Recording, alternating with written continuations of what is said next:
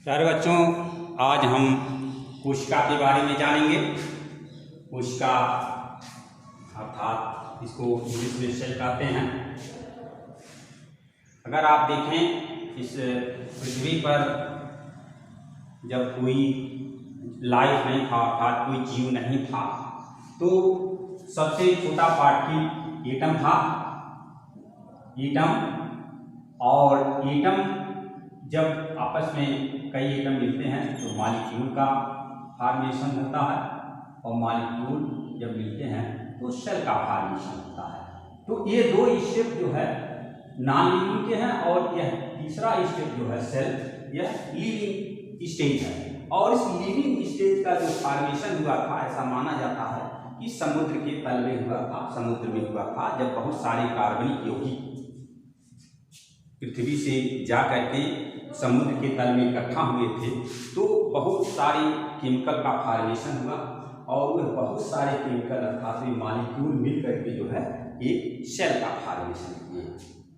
तो सेल क्या है वास्तव में? सेल जो है यहाँ से अगर मीनिंग आप समझें तो सेल लैटिन वर्ड सेल्ला से बना है। इसका अर्थ होता है स्मॉल पार्ट ऑफ कंपार्टमेंट, अर्थात किसी बड़ी चीज का एक छोटा सा भाग, अर्थात स्मॉल रूम। कोई मकान है उसका एक स्मॉल रूम जो होगा वो सेल उसका कहलाएगा। उसी तरह जीवधारियों की सबसे छोटी इकाई को सेल कहा जाता है। इनको कोशिका को बेसिक यूनिट ऑफ लाइफ कहा जाता है। अब सेल की खोज जो है 1665 ईस्वी में, सेल की खोज 1665 ईस्वी में रॉबर्ट हुक ने किया था। रॉबर्ट हुक ने किया था क्योंकि पहले कांच में बहुत सारी दवाएं आती थी, केमिकल्स आते थे, तो जो भी चीज़ें आती थी वो काट लकड़ी, जो मरी हुई लकड़ी है उसके लीड जो ये मान लीजिए बोतल है, बोतल के ऊपर जो ढक्कन के रूप में प्रयोग होता था उसमें काट का प्रयोग होता था। ये काट को काट करके उस समय साधारण सूक्ष्मदर्शी थी, उसको काट करके देखा तो मधुमक्खी के छत्ते, मधुमक्खी का जो छत्ता होता है उसके समान संरचनाएं दिखाई दी। जो मधुमक्खी का छत्ता होता है और उसके समान उसको संरचनाएं दिखाई दी। इस संरचना को, इसकी एक संरचना जो दिखाई दी, इसका नाम उन्होंने सेल रखा। तो इसकी खोज का श्रेय रॉबर्ट हुक को जाता है जो 1665 ईस्वी में खोज किया था। अब प्रश्न उठता है कि सेल की डिफिनीशन क्या होगी? तो सेल इंग्लिश में कहते हैं cell is a basic structural functional and biological unit of all known organism. जितने भी जीवित प्राणी हैं सबका जो है मौलिक इकाई है, उसकी संरचना की, उसके कार्यात्मक माने जो कार्य विधि होती है और जो उसमें जैविक क्रियाएं होती हैं सभी की वह मौलिक इकाई है। आप देखें सेल के आधार पर दो तरह के जीव होते हैं, एक कोशिकीय और बहुकोशिकीय, यूनिसेलुलर और मल्टीसेलुलर। यूनिसेलुलर और दूसरा होता है मल्टीसेलुलर। यूनिसेलुलर जितने भी जीव हैं इनकी सभी जो बायोलॉजिकल एक्टिविटी होती हैं ओनली वन सेल के द्वारा जो है कंप्लीट होती है, जैसे अमीबा है, पैरामीशियम है। दूसरे मल्टीसेलुलर जो एनिमल्स हैं उनकी जैविक क्रियाएं विशेष ऑर्गन सिस्टम के थ्रू होती हैं। अब देखिए सेल जो होता है, सेल जब कई सेल कंबाइन होते हैं तो टिश्यू का फॉर्मेशन होता है, टिश्यू का, और टिश्यू से ऑर्गन बनते हैं और ऑर्गन से ऑर्गन सिस्टम से एक लाइफ का फॉर्मेशन होता है। तो ऑर्गन जो है बहुकोशिकीय जितने भी मल्टीसेलुलर जितने भी जीव हैं उनमें जो है विशेष सिस्टम जो है विशेष कार्य करने के लिए संपादित, माने विशेष कार्य करने के लिए विशेष कार्य करता है। इस तरह से जैसे देखने के लिए आंखें होती हैं या भोजन पचाने के लिए आहार नाद होती है, तो ये जो मल्टीसेलुलर एनिमल है तो विशेष कार्यों के लिए विशेष ऑर्गन सिस्टम होता है। उसी तरह यूनिसेलुलर जो होते हैं, जो एक कोशिकीय होते हैं, उनमें कार्यों को एक ही कोशिका के द्वारा संपन्न होता है, चाहे पाचन हो, चाहे पोषण हो, चाहे विसर्जन हो, चाहे प्रजनन हो, जो भी सारी एक्टिविटीज हैं उसी एक ही कोशिका के द्वारा संपन्न होती हैं। अब आप देखें कोशिकाएं जो है, अगर कोशिका देखिए दो तरह की होती है, एक जो है प्रोकैरियोटिक कोशिका और दूसरा यूकैरियोटिक कोशिका। दो प्रकार की कोशिकाएं होती हैं, कोशिका के प्रकार।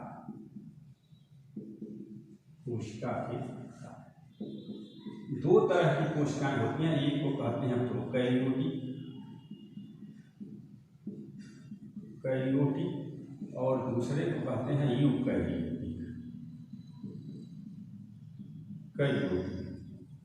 प्रोकैरियोटिक वे कोशिकाएं होती हैं जिनमें सुविकसित केंद्रक का अभाव होता है। विकसित केंद्रक का अभाव होता है, अर्थात इसमें जो केंद्रकीय पदार्थ है वह जीव द्रव्य में सीधे मिला हुआ होता है। वह सभी जो है प्रोकैरियोटिक, प्रोमीन्स प्राचीन होता है, मतलब जो सर्वप्रथम पैदा हुई कोशिकाएं जो पहले पैदा हुई, जैसे इन्हीं में पाई जाती है, जीवाणुओं में पाई जाती है और नीले हरे शैवालों में इस तरह की कोशिकाएं पाई जाती हैं, प्रोकैरियोटिक कोशिकाएं। सभी उच्च श्रेणी के जितने भी जीव हैं, जीवाणु और नीले हरे शैवालों को छोड़ करके जितने भी जीव हैं सब में यूकैरियोटिक कोशिकाएं पाई जाती हैं। इनमें सुविकसित केंद्रक होता है, जो केंद्रकीय पदार्थ है वो विशेष जो है न्यूक्लियस मेम्ब्रेन के थ्रू वो अलग होता है साइटोप्लाज्म से। तो जितने भी जो है इनको छोड़ करके, जीवाणु और नीले हरे शैवाल को छोड़ करके जितने भी जीव हैं इस पृथ्वी पर मौजूद, सब में यूकैरियोटिक कोशिकाएं पाई जाती हैं। अब प्रश्न उठता है कि ये कोशिकाएं जो है किस तरह की होती हैं। तो कोशिकाएं जो है भिन्न भिन्न आकारों में पाई जाती हैं, जैसे अंडाकार, सर्पिलाकार, अंडाकार, सर्पिलाकार टेढ़ा मेढ़ा, सर्पिलाकार, दंडान जो है, खष्टभुजी, पंचभुजी, भिन्न भिन्न प्रकार की ये कोशिकाएं पाई जाती हैं। अगर कोशिकाओं की साइज की बात करें तो कोशिकाएं जो है भिन्न भिन्न जो है साइजों में होती हैं। सबसे छोटी कोशिका माइकोप्लाज्मा की होती है। सबसे छोटी कोशिका जो है, अगर आप देखें, सबसे छोटी कोशिका माइकोप्लाज्मा,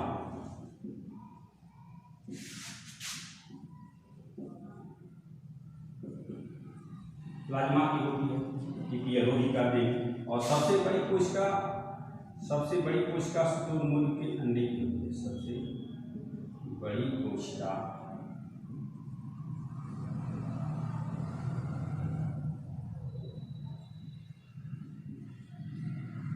शुतुरमुर्ग के अंडे की होती है। वैसे कोशिकाएं काफ़ी लंबी होती हैं। अगर मनुष्य में कोशिकाओं की लंबाई की बात करें तो जो नर्व सेल है काफ़ी मीटरों तक, 1 मीटर 2 मीटर जितनी मनुष्य की लंबाई उतनी होती हैं। अगर प्लांट में देखें तो कोशिकाएं काफ़ी लंबी होती हैं, जैसे जूट है, पटसन है, इनकी कोशिकाएं एक रेशा देखें तो बहुत लंबी होती हैं। जितना बड़ा लंबा पौधा होता है उतनी ओनली 1 सेल होती है। वैसे मनुष्य की बात करें, मनुष्य में अगर इसको हम देखें तो सबसे छोटी कोशिका स्पर्म सेल होती है और सबसे बड़ी कोशिका ओवम तथा अंडाणु होता है। अब अगर हम देखें तो ये चीज और आया कोशिका सिद्धांत, सेल थियरी क्या। सेल थियरी वास्तव में 1839 में थियोडोर स्वान और स्लाइडन ने प्रतिपादित किया। थियोडोर स्वान और स्लाइडन ने कोशिका सिद्धांत सेल थियरी।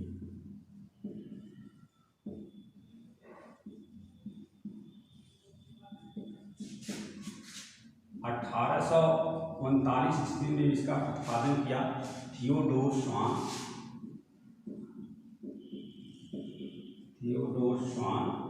और स्लाइडन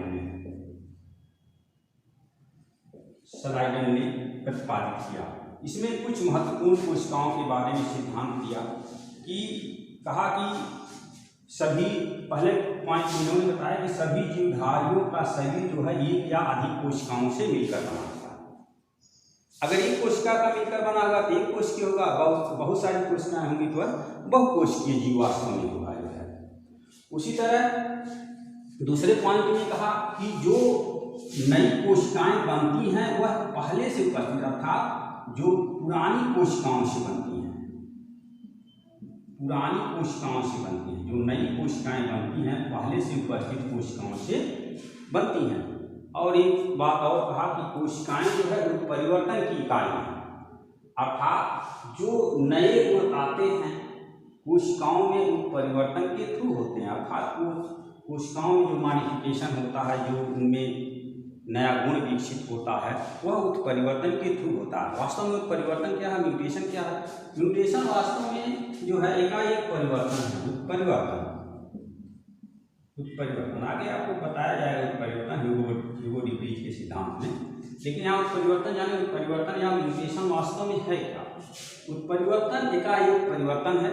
यह वास्तव में जो है एक्सरे, कॉस्मिक, गामा किरणों के द्वारा प्रकृति में होता है या मनुष्य के द्वारा कृत्रिम रूप से भी कोशिकाओं में गुणसूत्र में परिवर्तन करके किया जा सकता है इन किरणों के थ्रू।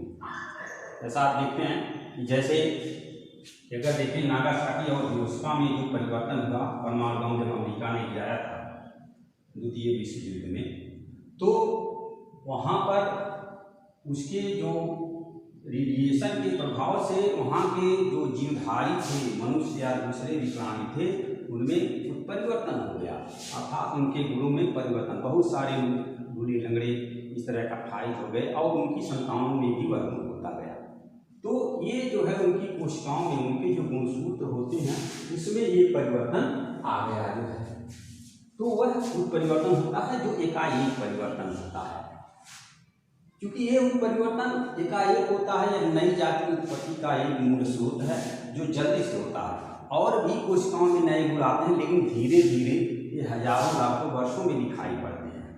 लेकिन उत्परिवर्तन का गुण जो है जीवधारियों में अचानक और एकाएक दिखाई पड़ता है। इसके बाद आपको चूँकि अभी तक जो बताया गया कोशिका का मूल जो है मूलभूत सिद्धांत परिचय बताया गया, इसके बाद कोशिका का स्ट्रक्चर हम लोग अध्ययन करेंगे। कोशिका का इलेक्ट्रॉन माइक्रोस्कोप में क्या दिखाई पड़ता है।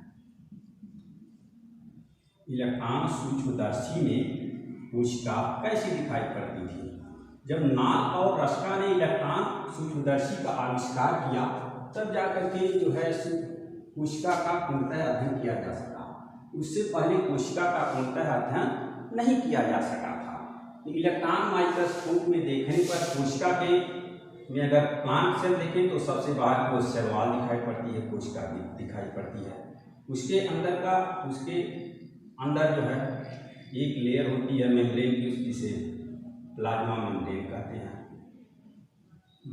कहते हैं।